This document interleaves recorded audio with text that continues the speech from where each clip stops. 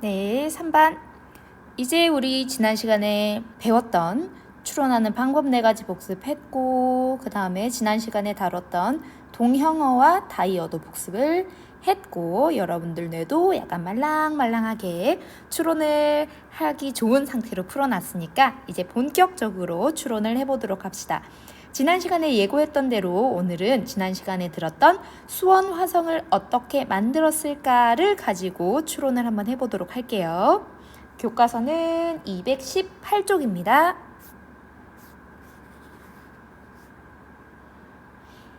네, 수원 화성을 어떻게 만들었을까를 다시 들어봅시다 라고 하고 있지만 편 사람은 아마 보일 거예요. 왼쪽에 뭐가 붙어 있어요? 네, 들은 내용이라고 해서 지난 시간에 읽어드렸던 내용이 그대로 붙어 있습니다. 들은 내용에서 알 수 있는 내용, 그 내용을 바탕으로 하여 추론할 수 있는 사실 써봅시다 라고 되어 있죠. 일단은 들은 내용에서 알 수 있는 내용, 이게 뭐예요? 그렇죠. 정보 수집하라는 얘기잖아요. 정보 수집. 이야기 내용에서 정보 수집을 할 수 있었고요.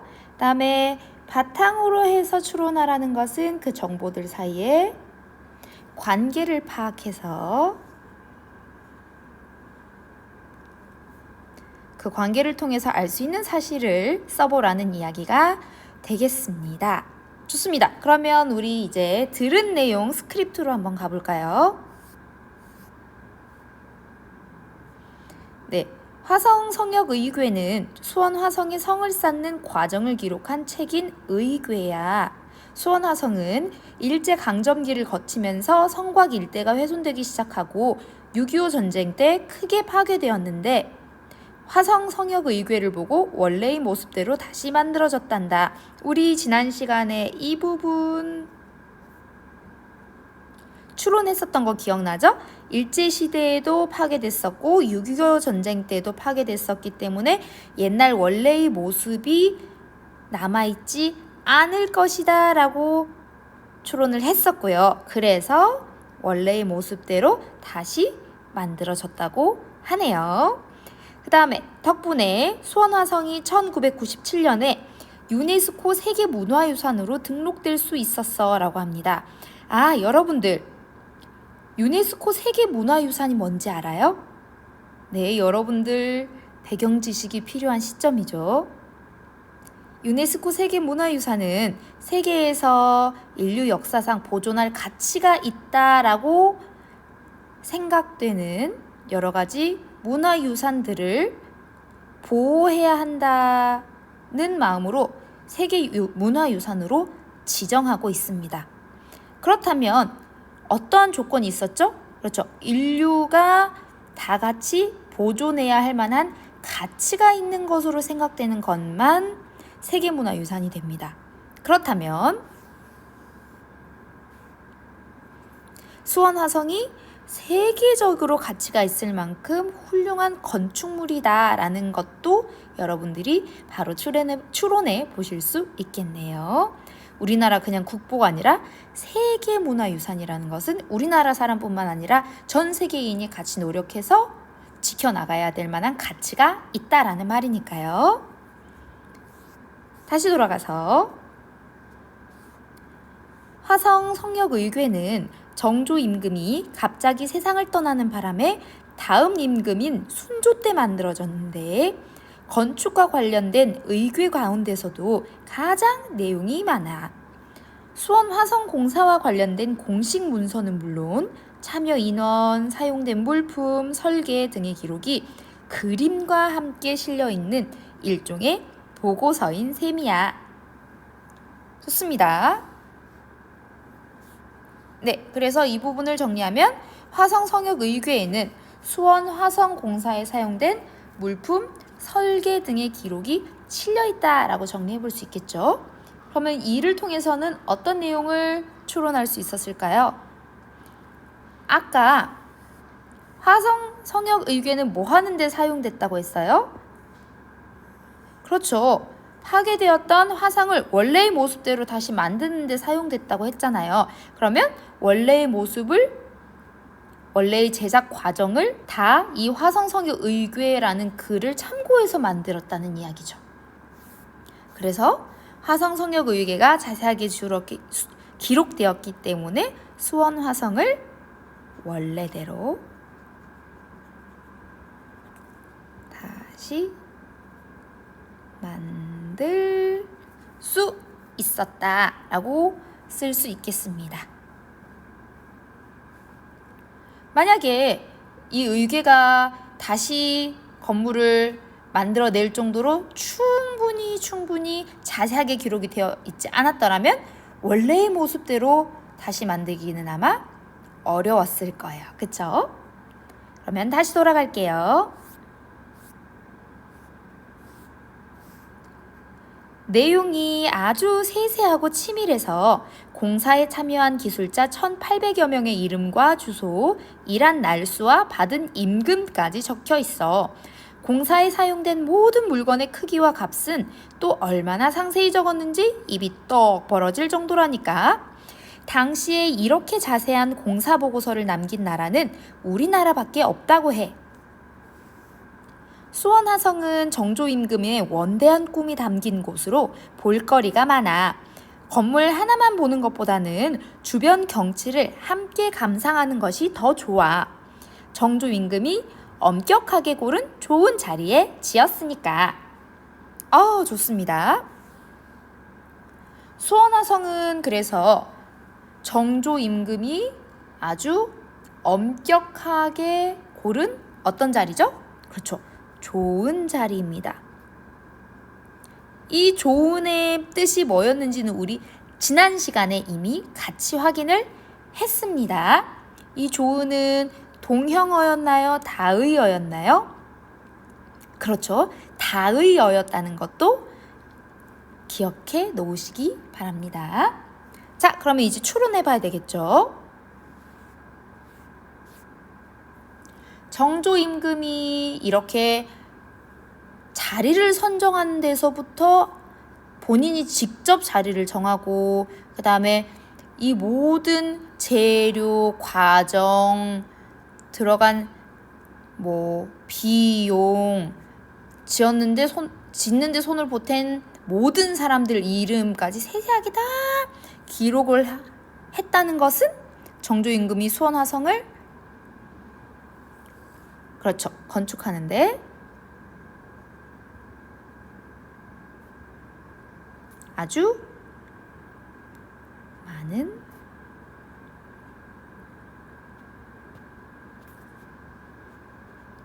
관심을 가지고 제작 과정을 쭉 지켜봤다라는 뜻이 되겠습니다. 정조 임금이 왜 이렇게 수원 화성을 특별하게 생각했는지는 선생님이 제공해드렸던 동영상들에 자세하게 나와 있으니까 못 보셨던 분들은 참고하시기 바랍니다. 그러면 이제 글이 얼마 안 남았어요. 그쵸? 수원 화성은 규모가 커서 다 돌아보려면 꽤 시간이 걸려. 다리가 아프면 화성 열차를 타는 것도 좋겠지. 화성 열차는 수원 화성 구경을 하러 온 사람들을 위해 마련한 열차야. 더 둘러보고 싶은 친구가 있다면 근처에 있는 윤건릉과 용주사에 가볼 것을 추천할게. 윤건릉은 사도세자의 무덤인 융릉과 정조 임금의 무덤인 건릉을 합쳐서 부르는 이름이고 용주사는 사도세자의 명복을 빌려고 지은 절이야. 좋습니다. 선생님이 이번에는 넘어갔지만 여기 보라색으로 되어 있는 부분을 가지고도 추론을 해볼 수 있겠죠. 짜잔. 네, 일단은 정보를 간단하게 정리 먼저 해보겠습니다. 더 둘러보고 싶은 친구는 어디에 가보라고 했었죠? 그렇죠. 윤건릉과 용주사 에 가볼 수 있다. 볼거리를 찾는 친구들에게 왜 이 두 군데를 추천을 했을까요? 그 이유는 그렇죠. 이 두 군데에도 볼거리가 많기 때문이겠죠? 윤건릉과 용주사에도 볼거리가 아주 많다라는 뜻이 숨어 있다고 볼 수 있겠습니다. 좋습니다. 그러면 우리는 이제 뭘 해보냐? 친구들과 지난 시간에는 추론했던 내용을 내가 설명을 해서 나눴잖아요. 이번에는 거기서 한 차원 더 올라가서 내가 추론했던 과정을 친구도 똑같이 추론해 볼 수 있도록 한번 유도를 해볼게요. 선생님이 여러분들이 생각했으면 좋겠는 방향으로 여러분들을 생각하게 만들기 위해서 어떤 것을 수업에 이용하나요? 그렇죠. 질문을 이용해요. 선생님 다 알면서 물어보셔 라고 생각하는 사람 없죠? 당연히 뭐 때문에 질문하는 거예요? 그렇죠. 여러분들도 똑같은 것을 생각하는 과정을 거쳐서 결론을 얻어보는 학습 경험을 주기 위해서 선생님이 여러분들에게 선생님은 답을 알면서도 답이 뻔한 질문을 던지곤 합니다. 오늘은 여러분들이 질문을 만들어 봐서 그것을 친구들에게 내줄 거예요. 여러분들이 선생님이 되는 거라고 볼 수도 있겠죠. 재밌을 것 같으니까 빨리 219쪽으로 넘어가 보겠습니다. 네, 그러면 우리 이제 질문을 만들어 볼 텐데요. 질문 만들기 어디서 많이 했던 활동 같지 않나요? 그렇죠. 여러분들 독서 질문 만들기 활동들 했었잖아요. 거기에 추론이라는 단어가 들어가 있었던 거 기억나나요? 독서 질문 2가지 유형 뭐였나요? 첫 번째, 사실 확인 질문이었고요. 두 번째가 추론 평가 질문이었잖아요. 추론 평가 질문의 특징은 뭐였나요? 정답이 글에 있지 않고 여러분들 머릿속에 있소이다. 그래서 한 가지 내용을 가지고 다양한 문제를 만들어 볼 수 있는 것도 특징이었죠. 자, 그렇다면 이 추론평가 질문의 정답은 글 속에서 찾을 수 있는 것이어야 되나요? 아니죠. 글 속에 이렇습니다 라고 딱 들어가 있으면 안 됐죠. 그러면 일단은 어떤 식으로 추론하도록 질문을 여러분들이 해야 하는지 먼저 봅시다. 일단 추론하는 과정 자체는 드러나지 않은 내용을 파악하기 위해서죠. 그래서 여자친구가 수원화성이 6.25 전쟁 때 크게 파괴되었는데 이걸 굳이 다시 원래 모습대로 만든 이유가 뭘까? 라고 이야기했어요. 그렇죠. 가만히 생각해보면은 옛날 공문서를 뒤져서 어렵게 다시 만들었을 거란 말이에요. 그런데 왜 굳이 이걸 다시 만들어야 했을까요? 좋은 질문이 되겠죠. 이거에 대한 힌트는 어디서 얻을 수 있을까요? 그렇죠. 뒷부분에 유네스코 세계문화유산으로 등록될 수 있을 만큼의 가치를 갖고 있기 때문이겠죠. 그러면 수원화성이 가지고 있는 가치가 무엇일지 여러분들이 배경 지식, 선생님이 보여드렸던 동영상들의 내용들을 바탕으로 생각을 해보시면 되겠습니다. 여기 있는 남자친구는 어떻게 대답하고 있나요? 수원화성에서 조선시대 건축물들의 형태를 살펴볼 수도 있고 그 당시 생활 모습도 발견할 수 있는 가치 있는 건물이기 때문이에요 라고 대답을 하고 있네요. 여러분도 이런 식으로 추론해 볼 수 있겠죠? 좋습니다. 오늘은 여기 있는 질문을 먼저 만들어서 친구들이 한 질문들을 보고 여러분들이 대답도 찾아보는 활동을 하겠습니다. 일단은 보기처럼 생각을 추론할 수 있게 만드는 질문을 여러분들이 먼저 잘 만들어야 되겠죠. 몇 가지 예시를 살펴봅시다. 여기 보기에서도 교과서 만드신 분들이 한 가지 질문을 넣어놓고 있습니다. 한번 분석해 볼게요. 수원화성의 정조 임금의 원대한 꿈이 담겼다고 한 까닭은 무엇일까요? 좋습니다. 어디에 이렇게 나와 있었죠? 그렇죠. 수원화성은 정조 임금의 원대한 꿈이 담긴 곳으로 볼거리가 많아 부분에 나와 있는 내용이죠. 수원화성에 전조 임금의 원대한 꿈이 담겼다고 이야기를 하는 부분은 여기밖에 없습니다. 그렇죠. 그래서 이 까닭에 대해서 뭐 이렇다 저렇다 설명하는 말이 이 이야기에는 없어요. 그래서 글 자체에서 답을 발견할 수 없기 때문에 좋은 질문이라고 할 수 있겠습니다. 여기서 중요한 것은 이거예요. 답을 이야기에서 찾을 수 없지만 이야기와 밀접한 관련이 있어야 되고, 그리고 질문을 답하는 사람이 질문의 답을 얻을 수 있는 힌트가 되는 정보를 그 이야기에서 얻을 수 있어야 한다는 거예요. 그래서 정리해보자면 첫 번째 당연히 이야기와 관련 있는 질문이어야 되고요.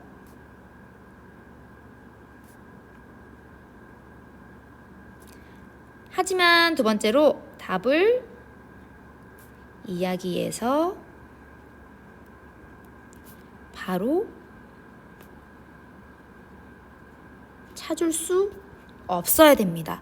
2번이 돼버리면 추론 문제가 아니고 내용 확인 질문이 돼버리니까요.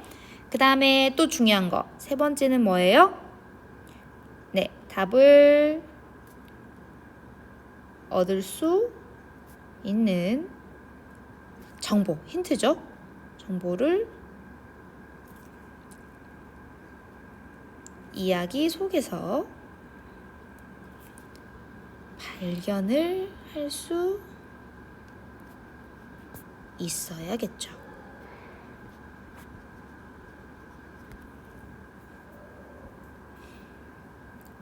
네, 그렇다면 이 질문의 답을 여러분들이 추론하기 위해서 살펴볼 수 있는 힌트가 되는 정보, 들은 내용 글 중에서는 어느 부분이 있을까요? 엄격하게 좋은 자리를 골랐다는 것, 그 다음에 화성 내 주변에 볼거리가 많다는 것도 정조임금이 얼마나 신경을 써서 수원 화성을 만들었는지를 생각해 볼 수 있겠죠. 거기서 이제 여러분들이 동영상을 통해서 얻은 약간의 배경 지식을 더하면 답을 여러분들이 훌륭하게 추론해낼 수 있을 겁니다. 뭐 예를 들어서 정조임금님이 최신 과학기술을 사용해서 당대의 성의 가지고 있는 여러 가지 단점들을 완벽하게 보완한 성을 만들었다라든지, 그 다음에 사도세자 자신의 아버지가 억울하게 돌아가신 것을 기리는 뜻으로 수원 화성과 그 옆에 있는 절을 만들었다라든지, 그 다음에 자신은 죽어서 왕위를 주는 게 아니라 왕위를 살아있을 때 넘겨주고 수원 화성에서 거처하려고 했었다. 자신이 직접 살려고 했었다. 이런 정보라든지 다양한 정보를 통해서 여러분들이 보기에 주어진 질문의 답을 추론해 나가실 수 있으실 겁니다. 자, 그러면 이제 여러분들이 뭘 해야 될지 감이 좀 왔겠죠? 2가지 추론 질문을 만드시고요. 그 다음에 이 추론 질문 중 하나를, 알죠? 우리 릴레이 퀴즈 그거 할 겁니다. 댓글로 다시면 그 다음 친구가 답을 쓴 다음에 또 다른 자신의 추론 질문을 덧붙여 놓으면 또 그 다음에 본 사람이 질문에 대한 답 달고 자기 추론 질문 올리고, 이렇게 해서 릴레이 퀴즈 게임 오랜만에 해보도록 할 거고요. 오늘 건 특이한 게 여러분들이 댓글을 남기실 수 있는 기회가 2번이에요. 그래서 2개 모두를 활용해 보실 수 있고요. 그 다음에 짜잔, 여기 3번에는 뭘 넣느냐? 여기에는 내가 만든 질문을 넣고요. 그 다음에 여기에는 짝의 질문과 그 다음에 나의 추론 내용을 넣으시면 됩니다. 그래서 여기는 짝이는 질문 넣으시고 여기는 내가 한 추론을 정리를 해놓도록 합니다. 네, 질문 만들어 봤나요? 그러면 우리 이제 지금까지 배웠던 추론하는 방법을 정리를 해보도록 합시다. 붙임딱지가 나와 있다라고 하는데요. 한번 동영상 중단하시고 먼저 붙여보시겠어요? 어때요? 금방 완성할 수 있었나요? 선생님이랑 답 한번 확인해 보겠습니다. 제일 먼저 인물의 말, 행동, 표정. 우리 이거 첫 시간부터 두 번째 시간에 했었던 4번 기법이었습니다. 그쵸? 인물의 말, 행동, 표정을 보고 알 수 있는 사실을 자세히 살펴본다입니다. 인물의 말, 행동, 표정은 어디에서도 매우 중요했었어요? 그렇죠. 이야기 글에서도 매우 중요했었습니다. 인물의 말, 행동, 표정을 보고 그 인물의 성격, 인생관의 변화 이런 것들을 우리가 추론해낼 수 있었죠. 계속 이야기가 나옵니다만 우주호텔 생각해 보시면 돼요. 할머니의 변화. 그 다음에 이제 드디어 여러분들이 답을 어떻게 썼는지 확인을 해봅시다. 자신이 평소에 아는 사실과 뭐 관련된 거예요? 그렇죠. 기법 3번 배경 지식 관련이잖아요. 자, 그러면 아는 사실은 지식이죠. 지식과 꼭 붙어 다녀야 되는 거 뭐예요? 경험이었죠. 그래서 이어지는 말은 경험한 것을 떠올리고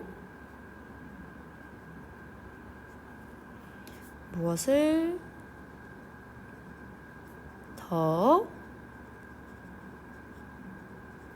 알 수 있는지 생각해 본다. 가 정답이 되겠습니다. 이거 쉬웠죠? 그 다음 문제로 갑시다.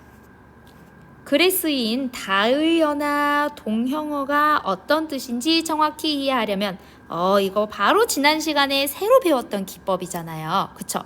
우리 선생님이 다이어, 동영어 알아보려면 어떻게 하라고 이야기했죠? 국어사전 찾아보라고 이야기했었죠. 단어 자체가 1번 단어, 2번 단어, 8번 단어, 9번 단어 이렇게 되어 있으면 동영어였고요. 다음에 단어 하나 놓고 밑에 뜻이 1, 2, 3, 4 이렇게 되어 있었으면 다이어였습니다. 다음 문제. 이야기의 특정 부분을 바탕으로 하여 이거 뭐예요? 우리 첫 번째 기법인 정보 수집이죠? 네, 정보를 수집해서 이제 뭘 해야 돼요? 알 수 있는 내용과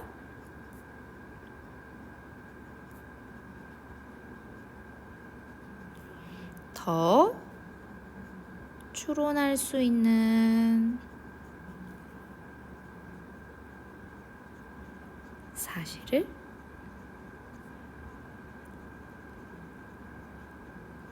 살펴봐야 되겠죠? 여러 가지 정보를 조합해서 관계를 파악하면 여러분들이 추론을 완성하실 수 있었습니다.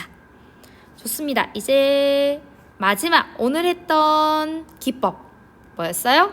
질문 만들기였네요. 질문 만들기. 그러면 이제 스티커는 나머지 하나밖에 안 남았겠네요. 그쵸? 글 내용을 바탕으로 하여 친구들과 함께 질문을 만들고 질문을 만들었으니까 이제 뭐 해야 돼요? 서로 묻거나